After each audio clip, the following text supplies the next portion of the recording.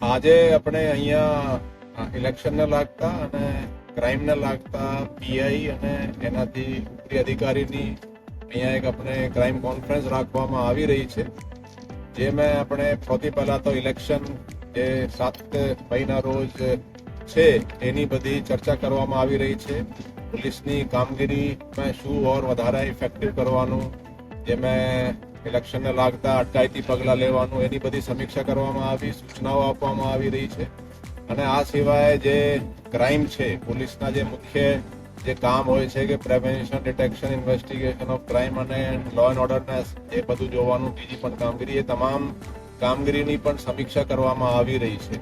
આ સિવાય she team જે નારોલમાં તમે વાંચ્યા હશે કે વૃદ્ધ જે એકલી રહેતી હતી એમને માનવીય અભિગમ દાખવીને શી ટીમે એના ઓપરેશનો કરાવ્યા, એના બધા એને સાચવ્યા અને પછી એને વૃદ્ધ આશ્રમને એને ત્યાં એડમિટ કરાયા. એટલે એને પણ આપણે હમણાં જ એક પ્રશંસા પત્ર આપ્યા.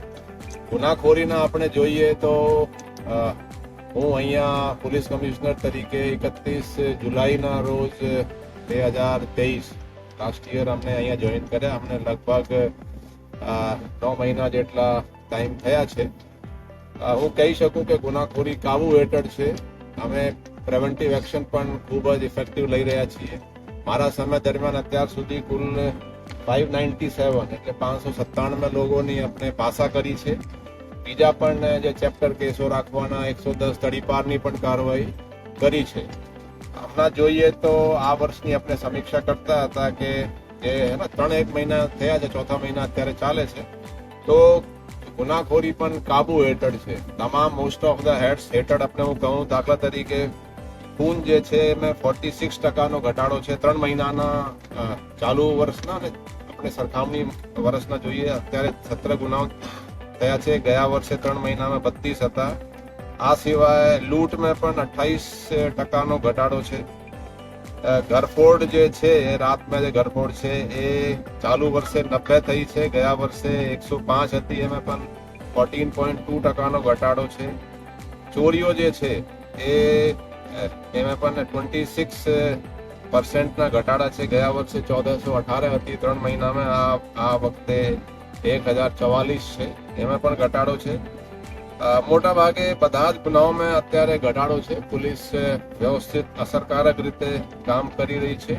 EFIR પણ આપણે જો કોઈ ગુના દાખલ આપણે અભિગમ હોય છે કે હંમેશા કોઈ ગુનો બને તો પોલીસ નોંધે, માનવી અભિગમ પણ રાખવે અને ગુનેગારોને થોડું પોલીસના ડર પણ રહે, એ રીતેની આપણે પોલીસિંગ ચલાવી રહ્યા છીએ. અને જે આપણે પોલીસમાં 1 to 5 જે મેઇન જે ગુના હોય છે એ આખા 3 મહિનાના જોઈએ તો એમાં 22%નો ઘટાડો છે. એટલે આ વર્ષે જે ગુનાઓ થયા છે એ 2525 થયા છે અને લાસ્ટ યર 3 મહિનામાં 3256 હતા.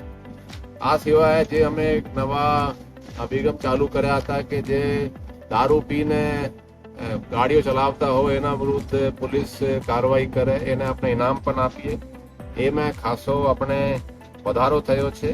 એ લાસ્ટ યર 3 મહિનામાં 87 હતા, આ વખતે 283 છે, એટલે 225% આમે પ્રોએક્ટિવલી પોલીસે કામ કર્યું છે. હવે જુઓ કે જો દારૂ પીને કોઈ ગાડી ચલાવતો હોય, એ કદાચ પોતે એક્સિડન્ટ કરે, પોતે એને ઈજા થાય અથવા કોઈને બીજાને એક્સિડન્ટ કરે, એ પણ એ રીતે આપણે પોલીસિંગ કરી રહ્યા છીએ. એકંદરે ગુનાખોરી પણ કાબુ હેઠળ છે.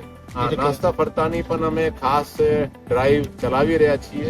લગભગ 100 જે નાસ્તા ફરતા હતા એ લગભગ પકડ્યા છે. એમાં અમુક તો 20 વર્ષથી વધારે સમયના નાસ્તા ફરતા હતા. એની જુદી જુદી ટીમ અમે ગુજરાત સિવાય મહારાષ્ટ્ર, રાજસ્થાન, દિલ્હી, યુપી વગેરે મોકલી છે અને એને આપણે શોધીને પકડીને અત્યારે મારી ટીમો લાવી રહી છે.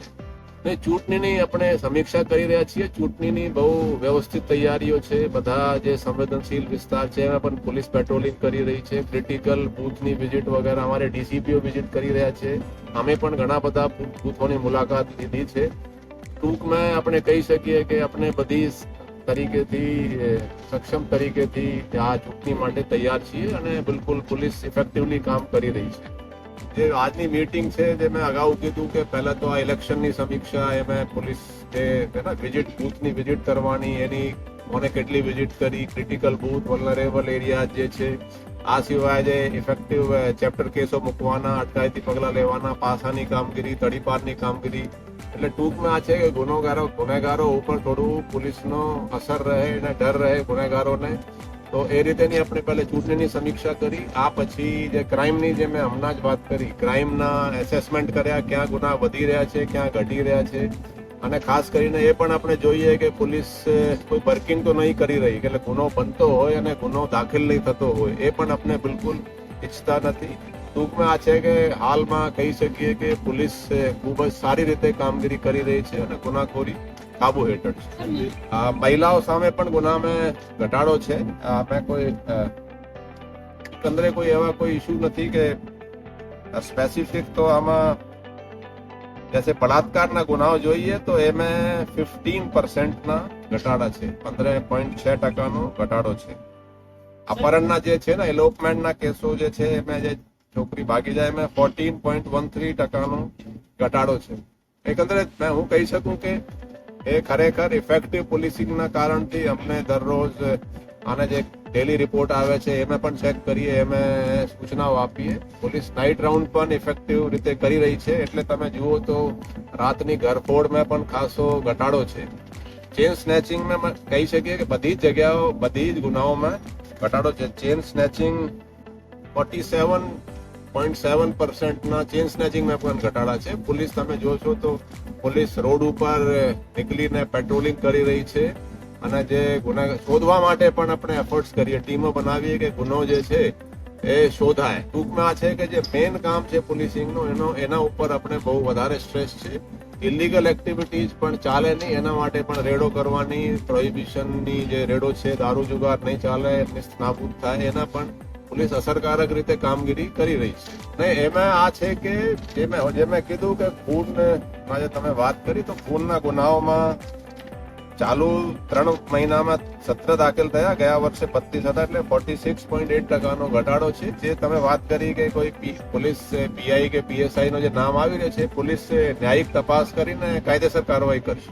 જે મેં કીધું કે હવે પાસા કરી અમે અને એને આપણે જે ઇલીગલ એક્ટિવિટીઝ છે એમાં પણ કંટ્રોલ રાખ્યા છે. પોલીસ નાઇટ રાઉન્ડ જે ઇફેક્ટિવ કરે તો એમાં ઘરફોડ ઓછી થાય અને જે ગુના બને એને પોલીસ શોધે. હવે કોઈ ગેંગ હોય, કોઈ એક ગુના કર્યા, કોઈ ગરફોડ કરી, જો એ પકડાય નહીં તો બીજા ત્રીજા ગુનો કરે. એટલે શોધવાની પણ આપણે એફર્ટ્સ કરીએ અને તમામ મારી જે ટીમ છે, DCP, PI, PSI, joint commissioner, બધા જ લોકો ખૂબ જ મહેનત કરીને કામગીરી કરી રહ્યા છે. સાયબર ક્રાઇમના ગુનામાં થોડું વધારે થઈ રહ્યો છે. સાયબર ક્રાઇમના જે ટોળકીઓ હોય છે એ મોટા ભાગે ગુજરાત બહારની હોય છે.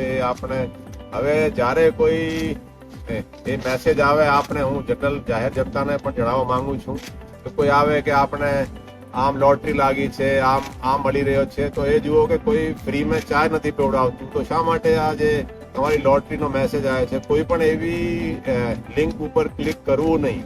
એ બધા તમારા જે સાયબર ક્રાઇમ થઈ રહ્યા છે, મોટા ભાગે જે મોબાઈલ યુઝ કરે છે એની અજાણતાના કારણથી થઈ રહ્યા છે.